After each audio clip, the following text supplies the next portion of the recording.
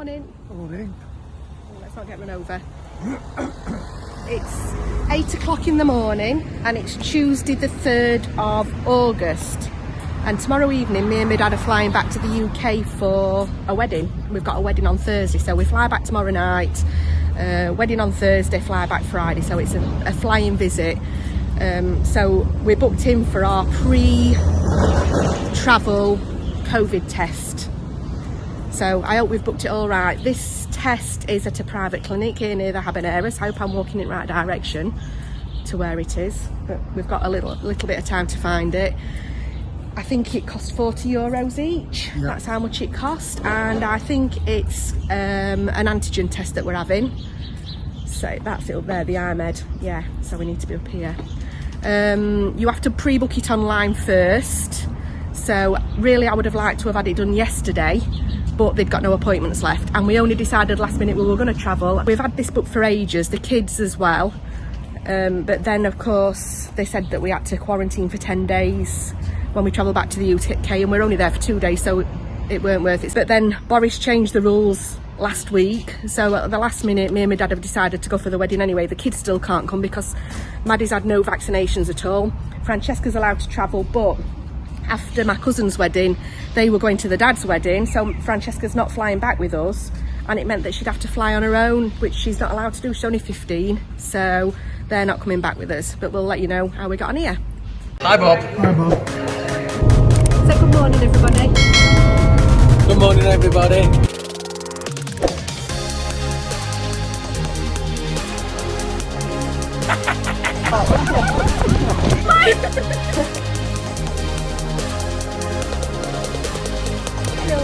That's it, I'm done.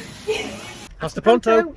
As well as booking, pre-booking your COVID test before you travel, you've got to have it done within 72 hours of travel. So we're all right. It's 8 o'clock Tuesday. We fly 6:30 p.m. on Wednesday. So you've got to book this test.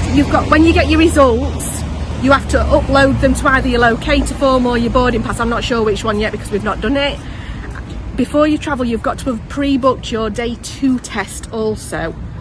So you book that online, pay for it. I think that cost about £45, and they post it out to you. And each test comes with a reference number that you also have to upload onto your locator form to prove that you've booked your test, which in our case is a bit silly because you have to do a day 2 COVID test, and we're not in the UK on day 2, but we've still had to book it and pay for it. So the clinic, eventually it's around here at the back of the ozone. There. So we've had that done. It's made my eye run. And mine. And mine. So that were fairly straightforward, straight in, straight out, and they email our results to us in 30 minutes. That's what they said. Yeah, so We'll see when we get home. let's hope they're negative. Yes. Right, so I got a text message through to my phone for both me and my dad's tests to say that they were negative, and then there was a link that I could click on to actually get the certificates and download the certificates. So what you need to do is you need to download them and print them. So the test results look like this with a negative result on it. So you get your test results, you've downloaded that, you need to fill in your passenger locator form. And you need, if you're travelling from Spain to the UK and you're a Spanish resident, you need your vaccination certificate as well, which is it's a digital certificate. I've not got mine on me at the moment. When you check in online we've checked in with Ryanair, but I'm assuming they're all the same. You actually have to upload copies of all of these documents when you check in as well. The locator form's an absolute pain in the backside to fill in, but it's something that you've got to do, and you've got to say that you've had your vaccination done, you've got to say that you've had your COVID test done and you've got a negative result. As well as that, before you travel, as I said, you've got to book your day two test to do in the UK, which I've got booked there. And on that, when they send it out to you, it's actually got a reference number, a booking number. You've got to put that onto your passenger locator form as well when you fill that in. So they're all the things that you've got to do before you travel.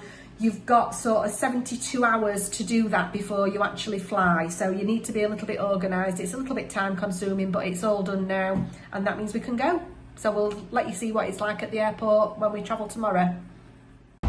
So, we're here at Alicante Airport. We had to go a little bit of a detour. Yeah, because we park in umbrella parking. That's what we do with the car. We don't park here at airport parking.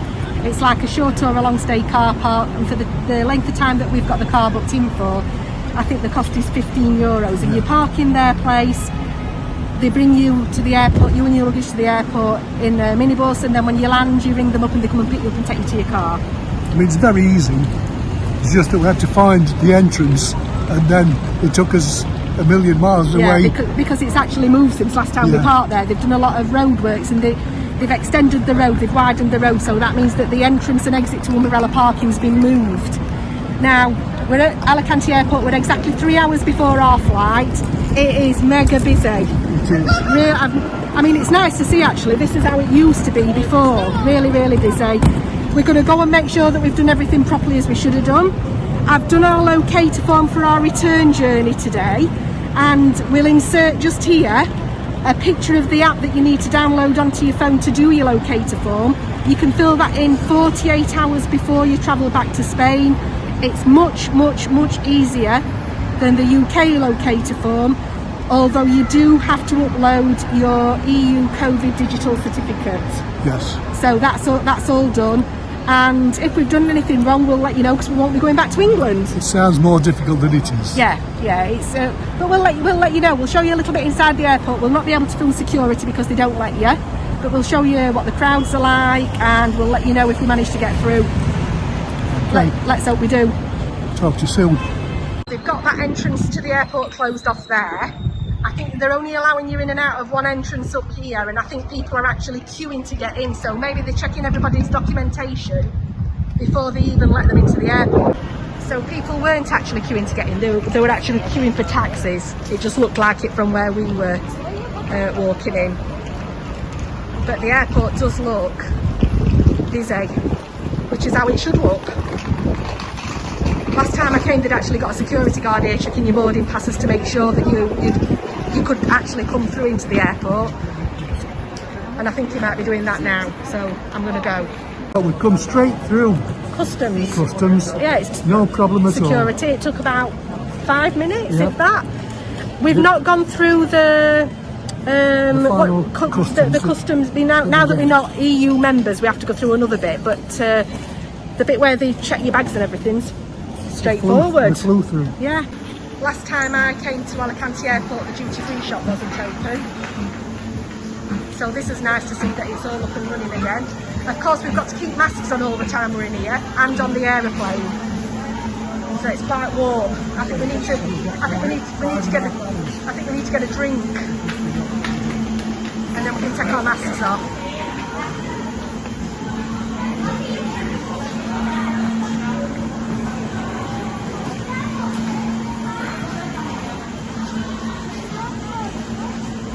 They have a nice choice of things here in this duty-free shop. No, they won't have it in here. No, there's like if it's open, there's a perfume shop down there, like a parapharmacy. And then into the departure lounge. And it is a busy airport. Yeah, it's nice to see all the shops are open again. Yes. Last time we flew from here, we struggled to even get a drink because everywhere were closed.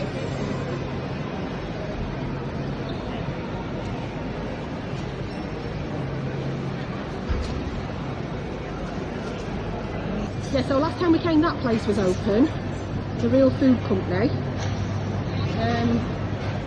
And down at the bottom, the food market's new, and that wasn't open, but that's where the bar used to be. I don't know what's in it now. Burger King. Burger King's had a refurb.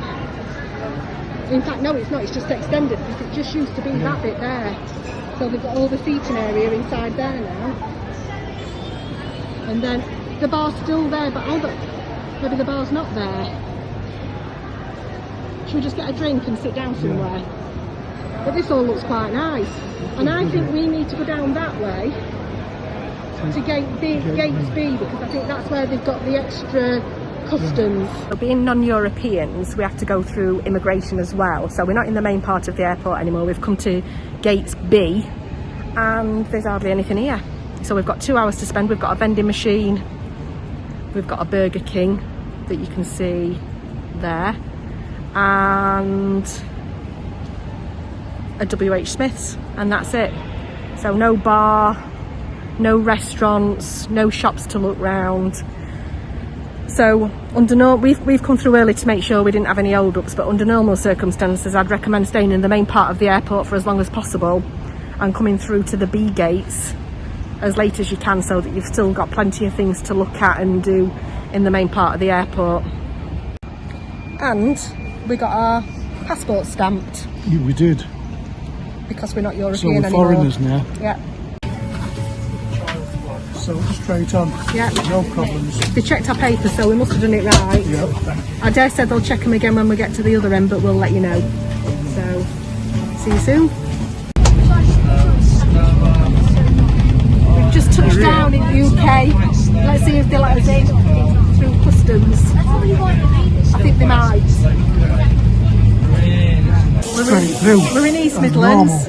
They've not checked any of our documentation at all, apart from our passport. I don't think we're going to get checked now. Neither do I. I mean, maybe everything's attached to our passport, I don't know, but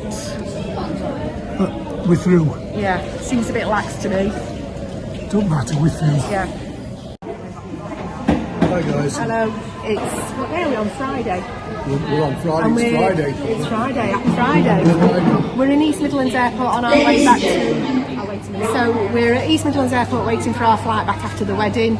In stark contrast to Alicante Airport, a lot of it's still closed up, a lot of it's shut up. Yes. They'd only actually got one security access open with one carousel for your suitcases. Bedlam, absolute bedlam, because there were quite a lot of people here to travel and only one way to get in, one security check through to go through, so it took a long time. So rather than having maybe 2 hours to sit and have a coffee, we've only probably got half an hour. Yeah, so we'll let you know how we get on with the locator form in Spain and that sort of thing, but I think we didn't need a test to come back, we just needed the IO, because we've not done one. We'll find out. I think we just need the COVID certificate, which we've uploaded to our boarding pass. So hopefully that's it. And the Spanish locator form. I've already shown you the app that you need to download to do that. So we'll see you later. Okay, see you in the little bit. That's it, back in sunny Spain. We're back. And we went through Alicante Airport, no problems. We'd done everything correct. Our locator forms were on my phone. They did check them here. They're checking everybody that comes in here, which they're not doing in England at all, have they? No. We saw one person being checked in the UK, and that was it. So we're just going now to pick up the minibus to go and get the car, and then there's only one thing to be done. Friday drinks. Well, it's Friday drinks. Friday drinks and some food. I don't know if we're going to eat at Oasis again, possibly. Right. So we'll see you in a little while. Bye.